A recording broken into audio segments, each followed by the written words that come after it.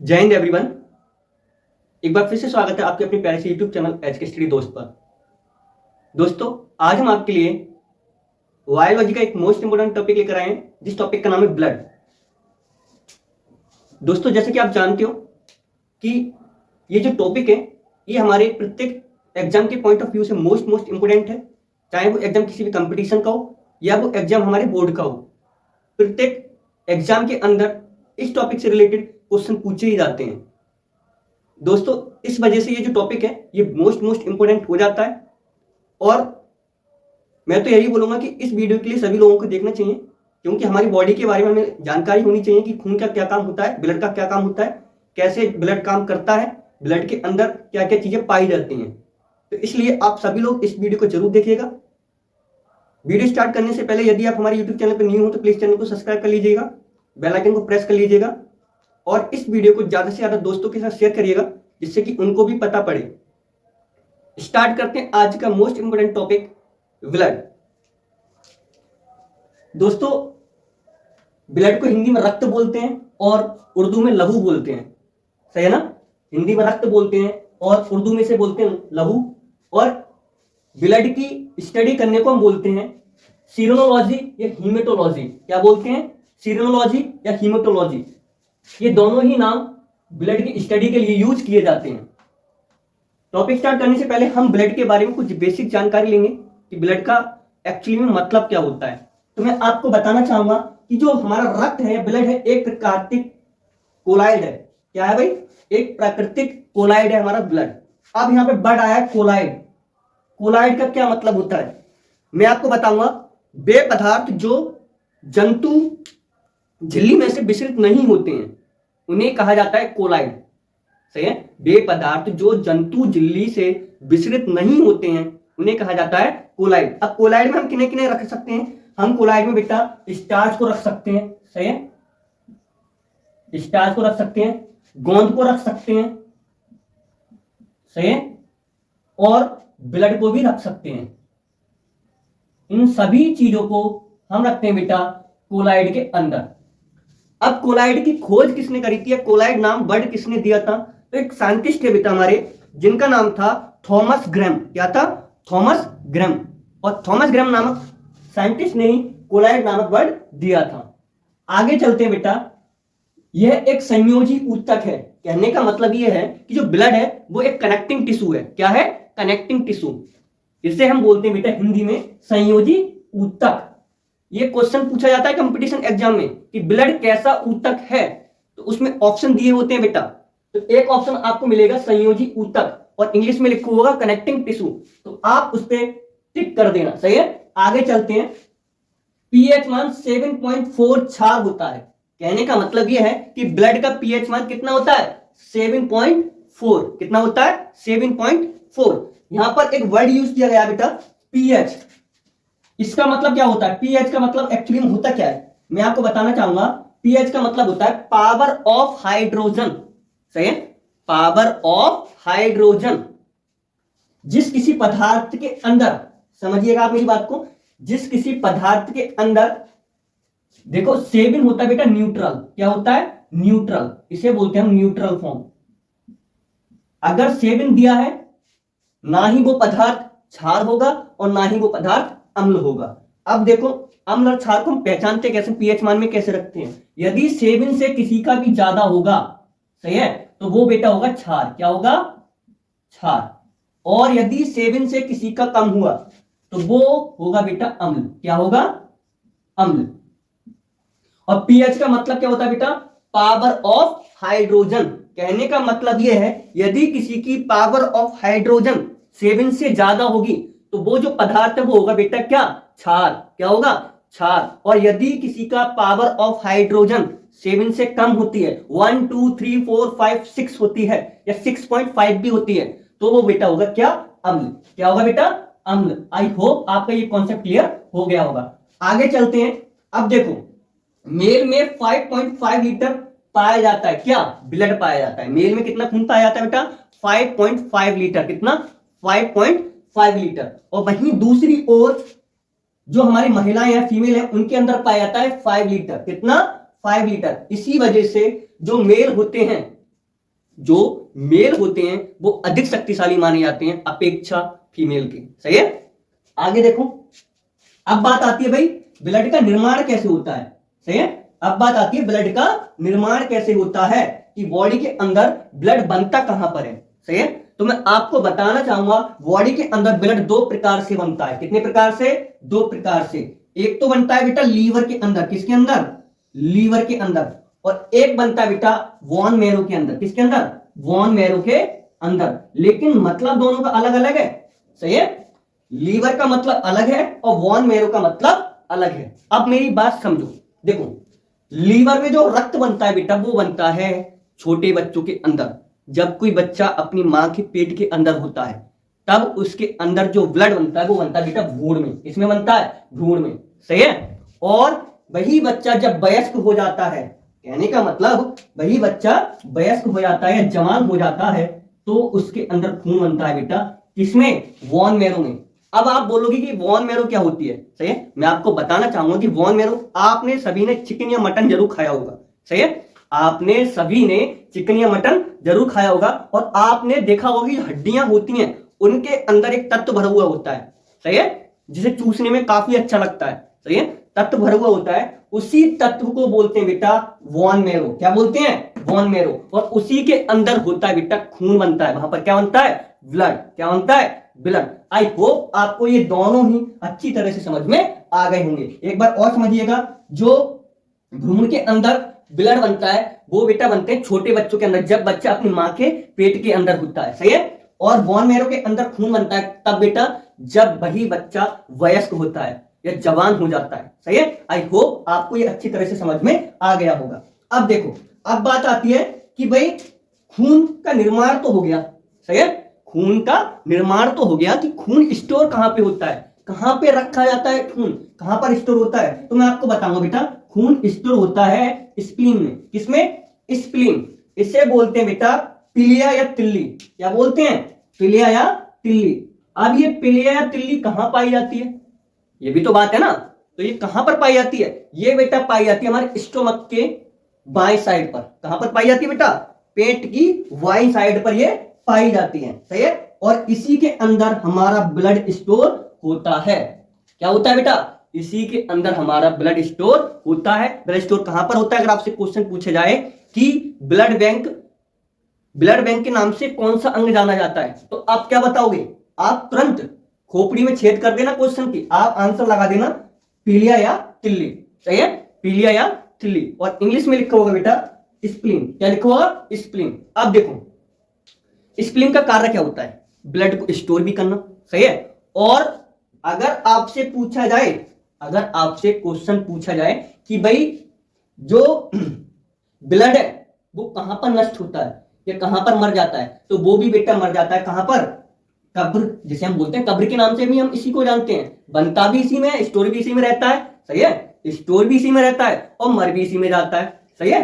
तो हम पीलिया को खून की कब्र के नाम से भी जानते हैं और पीलिया को खून का स्टोर रूम के भी नाम से जानते हैं। देखो आगे देखो, इसमें ये देखो ब्लड बैंक। सही है। तो हम स्प्लीन के लिए ब्लड बैंक के नाम से भी जानते हैं और स्प्लीन के लिए ग्रेवयार्ड के नाम से भी जानते हैं। किसके नाम से बेटा? ग्रेवयार्ड के नाम से। सही है। अब आगे चलते हैं। आगे देखो, अब देखो ब्लड में कुछ चीजें पाई जाती हैं। सही है। जैसे कोलेस्ट्रॉल। आपने सुना होगा भाई किसी को हार्ट अटैक आ जाता है। सही है। किसी का क्या होता है? ब्लड प्रेशर बढ़ जाता है। तो होता क्यों है? वो कोलेस्ट्रॉल की वजह से होता है। किसकी वजह से होता है बेटा?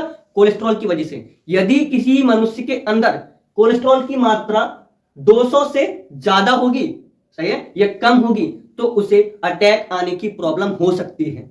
सही है। और ये जो बीमारी है ये काफी खतरनाक होती है। कई बार इस बीमारी के अंदर मनुष्य की जान भी चली जाती है। तो आपसे क्वेश्चन पूछा जाए कि भाई एक मानव के अंदर कोलेस्ट्रॉल कितना रहना चाहिए, तो आप बता देना भाई 200 ग्राम डेसिमल लीटर। कितना? 200 ग्राम डेसिमल लीटर। सही है। और कोलेस्ट्रॉल से होता क्या है? कोलेस्ट्रॉल से होता है बेटा यदि कोलेस्ट्रॉल घट जाएगा, बढ़ जाएगा, तो हमारी बॉडी के अंदर हार्ट अटैक आने के चांस हो जाते हैं ज्यादा से ज्यादा। सही है। अब आगे देखो नेक्स्ट बेटा हीमोग्लोबिन। क्या है? हीमोग्लोबिन। सबसे पहले देखो रक्त का जो लाल रंग होता है बेटा वो होता है हीमोग्लोबिन की वजह से। किसकी वजह से? हीमोग्लोबिन की वजह से। अब हीमोग्लोबिन का मतलब क्या होता है? मैं आपको एक बात बताऊंगा कि जहां पर कहीं पर भी आपको हीमो वर्ड दिख जाए, सही है, क्या हीमो वर्ड दिख जाए, तो आप उसी वर्ड से आइडिया लगा लेना कि यहां पर खून की बात हो रही है। किसकी बात हो रही है बेटा? खून की बात हो रही है। अब देखो हीमोग्लोबिन, हीमोग्लोबिन में पाया जाता है बेटा क्या? जिससे लाल रक्त बनता है, सही है। अब हीमोग्लोबिन के अंदर आयरन भी पाया जाता है, सही है। अभी हम हीमोग्लोबिन की बात करेंगे तो मेल के अंदर जो हीमोग्लोबिन होना चाहिए वो कितना होना चाहिए? 14 ग्राम डेसिमल लीटर। कितना होना चाहिए? 14 ग्राम डेसिमल लीटर। कितना बेटा मेल के अंदर? 40 ग्राम डेसिमल लीटर। और फीमेल के अंदर कितना होना चाहिए दोस्तों? फीमेल के अंदर होना चाहिए 13 ग्राम डेसिमल। कितना? 13 ग्राम डेसिमल। अब हीमोग्लोबिन के, अगर हीमोग्लोबिन की मात्रा आपकी बॉडी के अंदर कम होती है तो क्या होता है? सुनिएगा, देखो यदि आपके अंदर हीमोग्लोबिन की मात्रा कम है तो आपको बेटा आपकी पूरी बॉडी को थकान महसूस होगी। आप सोते रहोगे, बस ना पढ़ोगे ना लिखोगे ना कुछ करोगे, बस आपको थकान महसूस होगी और आप सोते रहोगे, सही है। जिस बच्चे के अंदर हीमोग्लोबिन की मात्रा अच्छी होती है वो हमेशा एनर्जेटिक रहता है, सही है। इसी वजह से अगर कोई बच्चा लगातार सो ही रहा है, नींद आ रही है, तो समझ जाओ उसके अंदर हीमोग्लोबिन की कमी है, सही है ना। इसी वजह से हीमोग्लोबिन की कमी नहीं होनी चाहिए बॉडी के अंदर। अब हीमोग्लोबिन की कमी पूर्ति कैसे होगी? आप ज्यादा से ज्यादा हरी सब्जियां खाओ, जैसे पालक का साग, मेथी का साग, सही है। ज्यादा से ज्यादा हरी सब्जियां खाओ जिससे कि आपकी बॉडी के अंदर आयरन की मात्रा ज्यादा रहे। अब देखो नेक्स्ट है बेटा, रक्त परिसंचरण की खोज किसने की थी? ये मोस्ट इंपोर्टेंट क्वेश्चन है, ये काफी एग्जामों में पूछा जाता है। तो रक्त परिसंचरण की खोज की थी बेटा विलियम हार्वे ने। किसने करी थी? विलियम हार्वे ने। अब देखो, अब बात आती है कि भाई खोज हो गई, अब आती है बात कि ब्लड के कार्य क्या होते हैं। क्या कार्य होते हैं ब्लड के? तो बेटा ब्लड के कार्य होते हैं, सबसे पहला कार्य क्या है? ताप का नियंत्रण रखना, सही है। ताप का नियंत्रण रखना, बॉडी टेम्परेचर को इक्वलिटी फॉर्म में रखना। यदि आपका बॉडी टेम्परेचर 37 डिग्री सेंटीग्रेड से ज्यादा हो जाता है, कितना? 37 डिग्री सेंटीग्रेड से ज्यादा हो जाता है तो समझ जाओ आपको बुखार आना निश्चित है, सही है। इसी वजह से जो हमारा खून होता है, जो हमारा ब्लड होता है, वो हमारे बॉडी टेम्परेचर को बनाए रखता है। क्या करता है बेटा? हमारी बॉडी टेम्परेचर को बनाए रखता है, सही है। जैसे मैं आपको समझाऊं, यदि आपकी बॉडी टेम्परेचर सही नहीं होगा, सही है, तो क्या होगा? देखो जब हम आपस में हाथ रगड़ते हैं, सही है, तो क्या होता है? हमारे हाथ गर्म पड़ जाते हैं, होता नहीं होता है? अभी आप अपने सभी हाथ रगड़ के देखिएगा तो आपके हाथ क्या होंगे? गर्म पड़ जाएंगे। और आप हाथ रगड़ना छोड़ दोगे तो आपके हाथ क्या होगा? ठंडे पड़ जाएंगे। ठीक इसी तरह से हमारी बॉडी के अंदर जो रक्त होता है वो हमेशा चलता रहता है एक जगह से, पूरी बॉडी के अंदर परिसंचरण होता रहता है। तो इसी वजह से हमारी बॉडी का टेम्परेचर सही रहता है, सही है। क्या होता है? टेम्परेचर सही रहता है। और जैसे ही आपकी बॉडी का टेम्परेचर घटता या बढ़ता है तो आपको प्रॉब्लम होने लगती है, घबराहट होने लगती है, बुखार आ जाता है, सही है। आई होप आपको ये अच्छी तरह से समझ में आ गया होगा। नेक्स्ट देखो, पोषक पदार्थों का परिवहन करना। नेक्स्ट वर्ड क्या है? पोषक पदार्थों का परिवहन करना। देखो जब हम कोई खाना खाते हैं तो उसमें जो विटामिन हैं, मिनरल्स हैं, प्रोटीन्स हैं, वो सभी अलग अलग फॉर्म में पाई जाती हैं, सही है।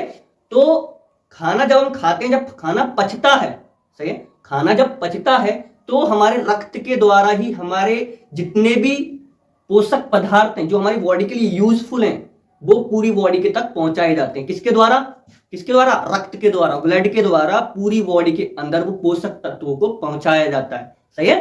तो पोषक पदार्थों का जो परिवहन करना होता है, पोषक पदार्थों का बॉडी के प्रत्येक भाग तक पहुंचाने का जो कार्य होता है वो भी हमारा कौन करता है बेटा? ब्लड करता है, सही है। आगे देखो, गैसों का परिवहन करना, सही है, गैसों का परिवहन करना। अब समझो, देखो क्या करते हैं हम? ऑक्सीजन लेते हैं और CO2 छोड़ देते हैं, सही है। ऑक्सीजन को इनहेल करते हैं और CO2 को आउटहेल कर देते हैं। समझो होता क्या है कि जो हमारे फेफड़े हैं वो केवल सांस लेते हैं, लेकिन जो हमारा ब्लड है, ये जो हमारा ब्लड है उसके द्वारा CO2 और O2 का पूरे बॉडी के अंदर पहुंचाया जाता है, सही है। तो सबसे मेन काम किसका है? ब्लड का है। हमारे जो फेफड़े हैं उनका कार्य होता है केवल गैसों को लेना, सांस को लेना, लेकिन उसके बाद जो मेन कार्य होता है बॉडी तक, पूरी बॉडी तक पहुंचाना, वो करता है बेटा हमारा ब्लड। कौन करता है? ब्लड। तो CO2 और O2 का परिवहन पूरी बॉडी के अंदर कौन करता है? ब्लड। आगे देखो, उत्सर्जी पदार्थों का परिवहन करना या बाहर निकालना। देखो हमारी बॉडी के अंदर कुछ उत्सर्जी पदार्थ भी होते हैं जिन्हें ब्लड के द्वारा ही बाहर निकाला जाता है, जैसे यूरिया, कार्बन डाइऑक्साइड, लैक्टिक अम्ल आदि। अब देखो यूरिया, सही है, अगर आपकी बॉडी के अंदर यूरिया होगा तो यूरिया क्या करता है? ब्लड गुर्दा को दे देता है। भाई अपने टॉयलेट करते हैं सभी, तो टॉयलेट में क्या होता है? यूरिया ही तो होता है। तो जो हमारा ब्लड है वो इसको क्या कहता है? भाई साहब तुम चलो हमारे साथ चलो, नहीं तो तुम शरीर को बेकार कर दोगे, तुम कहां चलो? गुर्दा के पास चलो। सही है। तो ब्लड जो होता है वो यूरिया को किसे ट्रांसफर कर देता है? गुर्दा को। सही है, किसे? गुर्दा को। और गुर्दा क्या करता है? गुर्दा बाहर निकाल देता है। सही है, क्या करता है बेटा? बाहर निकाल देता है। तो इस तरीके से जो उत्सर्जी पदार्थ है हमारी बॉडी के अंदर, उनको भी हमारे ब्लड के द्वारा ही बाहर निकाला जाता है। जैसे कार्बन डाइऑक्साइड CO2 को भी तो बाहर निकालते हैं हम। क्या करता है? O2 पहुंचाई जाती है। सही है, O2 पहुंचाई जाती है और CO2 को जो रक्त होता है वो ढकेल कर लाता है और फेफड़ों को दे देता है कि भाई इसे बाहर निकालो से, ये बॉडी के अंदर नहीं रहनी चाहिए, बाहर निकालो। तो जो हमारे फेफड़े होते हैं वो बाहर निकाल देते हैं, किससे? कार्बन डाइऑक्साइड को। सही है। अब देखो लैक्टिक अम्ल, ये लैक्टिक अम्ल क्या होता है इसके बारे में समझिएगा। लैक्टिक अम्ल की वजह से ही हमारे हड्डियों में दर्द होता है। जब आप, जैसे मैं आपको बताऊं, जब आप रनिंग करते हो, क्या करते हो? रनिंग, तो आपके पैरों में जो नीचे वाली साइड होती है, आपकी पैरों की वाली साइड होती है, इसमें दर्द होने लगता है। क्या होने लगता है? दर्द होने लगता है। तो होता क्या है, जो हमारे हड्डियां हैं उनमें लैक्टिक अम्ल जम जाता है, एकत्रित हो जाता है, और उसी लैक्टिक अम्ल के जमने के कारण वहां की जो मसल्स हैं, हड्डियां हैं, वो दर्द करने लगती हैं। सही है। तो इसका भी परिवहन करता है हमारा ब्लड। क्या करता है? कौन करता है इसका परिवहन? ब्लड। आई होप आपको ये सभी चीजें अच्छी तरह से समझ में आ गई होंगी। सही है। अगर समझ में आ गई तो वीडियो को लाइक जरूर करिएगा और चैनल को सब्सक्राइब जरूर करिएगा।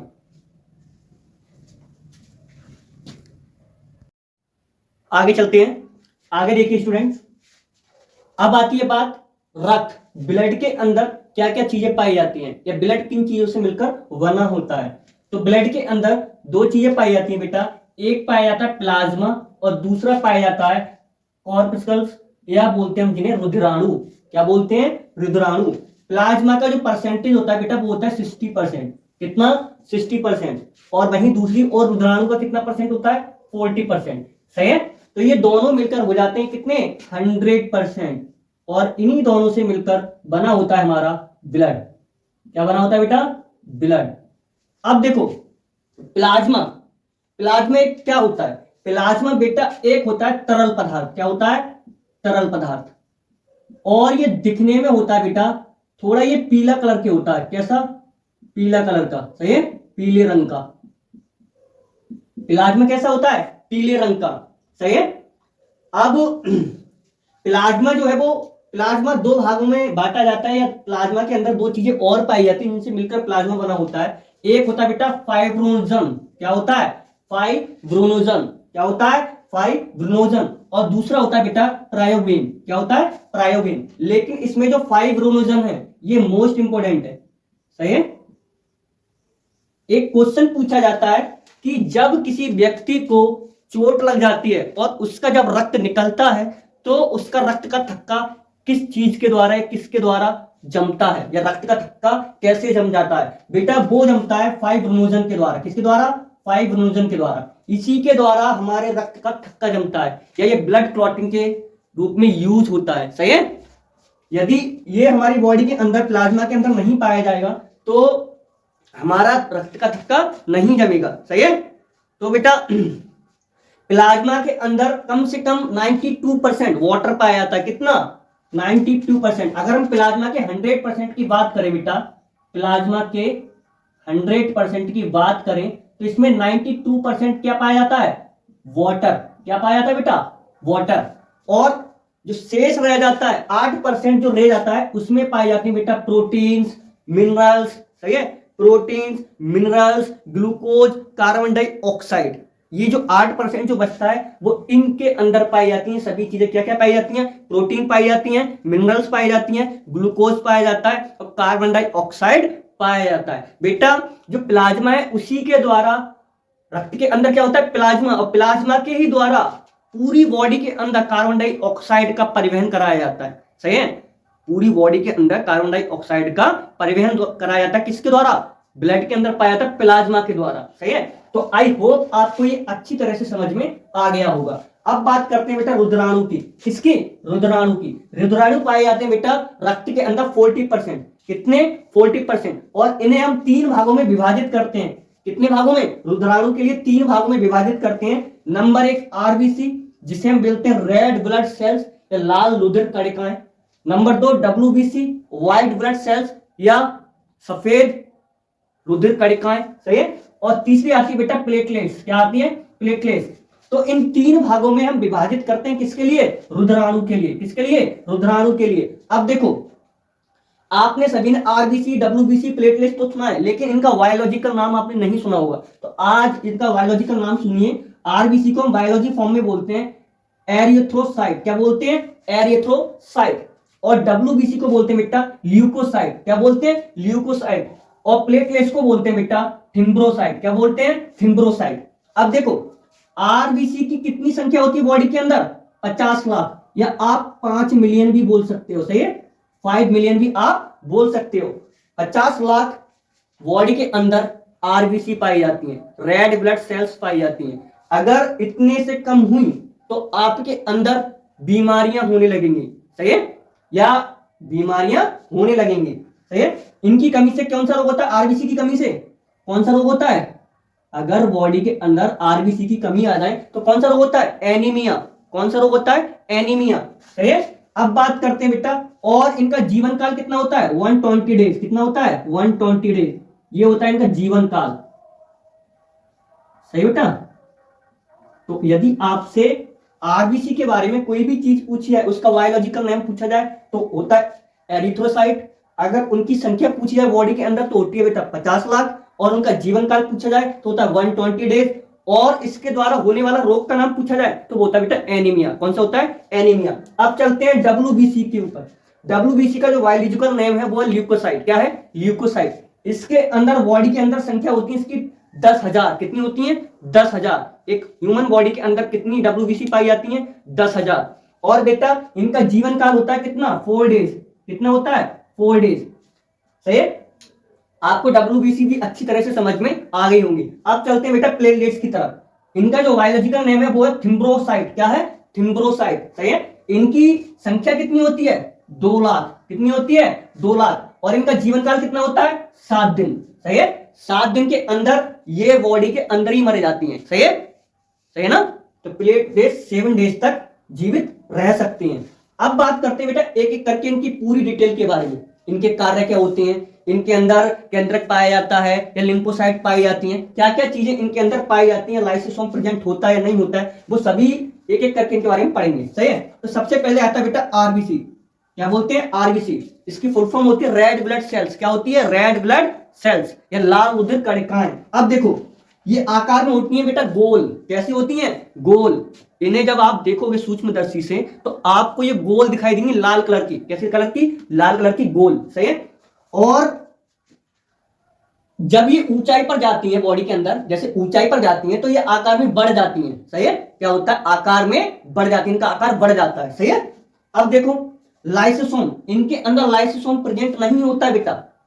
रेड ब्लड सेल्स के अंदर लाइसोसोम और न्यूक्लियस प्रेजेंट नहीं होता है, केंद्रक भी प्रेजेंट नहीं होता है। सही है, इसी वजह से जब हम इनका टेस्ट कराते हैं तो जब इनके अंदर न्यूक्लियस नहीं होगा तो डीएनए भी नहीं होगा। सही है, इसी वजह से इनके अंदर केंद्रक नहीं पाया जाता है। और बेटा ये मेल में पाई जाती है 14%। कितनी?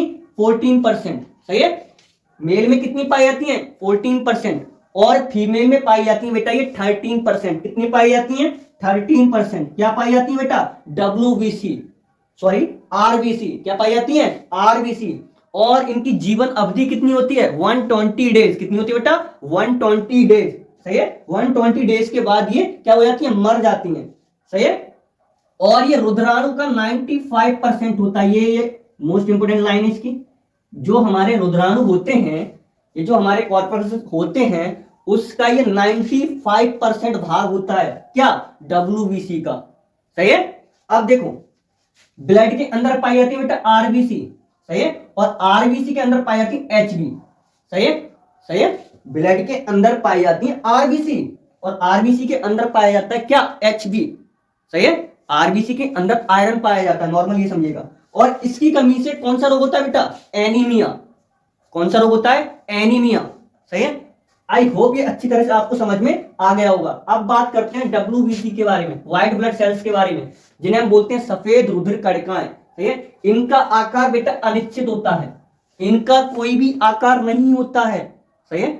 इनका बॉडी के अंदर कोई भी आकार नहीं होता है। केंद्रक, हाँ, इनके अंदर न्यूक्लियस बेटा प्रेजेंट होता है, इनके अंदर केंद्रक प्रेजेंट होता है। देखो क्या करते हैं, आपके बालों से आपका डीएनए टेस्ट कर लेते हैं। क्यों कर लेते हैं, क्योंकि उनके अंदर WBC पाई जाती है और WBC के अंदर न्यूक्लियस प्रेजेंट होता है, न्यूक्लियस प्रेजेंट होगा तो डीएनए भी होगा। सही है। अब देखो व्हाइट ब्लड सेल्स का काम क्या होता है, व्हाइट ब्लड सेल्स का काम होता है बेटा रोगों से रक्षा करना। सही है, रोगों से रक्षा करना। जैसे अब इनके प्रकार होते हैं, कितने प्रकार पाई जाती हैं, देखो इसमें एंटीबॉडी पाई जाती है बेटा, लिम्फोसाइट्स पाई जाती हैं, मोनोसाइट्स पाई जाती हैं। ये जो तीनों हैं ये इंपॉर्टेंट है। सही है। इनके जो नीचे हैं हम उनके बारे में नहीं पढ़ेंगे। हाँ देखो मेन क्या है, एंटीबॉडी, लिम्फोसाइट्स, मोनोसाइट्स, ये है मेन बेटा। सही है। अब देखो एंटीबॉडी का मतलब क्या होता है, रक्षा। एंटीबॉडी का मतलब होता है सपोज आपके देश के अंदर टेररिस्ट घुस आता है। सही है। टेररिस्ट आपके देश के अंदर घुस आता है तो जो हमारे खुफिया एजेंसी के जो लोग होते हैं वो क्या करते हैं, बता देते हैं भाई टेररिस्ट अंदर आ गया है। सही है, टेररिस्ट अंदर आ गया है। ठीक इसी तरह से हमारी बॉडी के अंदर एंटीबॉडीज पाई जाती हैं। सही है। जैसे ही कोई वायरस या कोई भी रोग फैलाने वाला जीवाणु हमारी बॉडी के अंदर आता है, एंटीबॉडीज एकदम एक्टिव हो जाती हैं और उसके पास जाती हैं। सही है।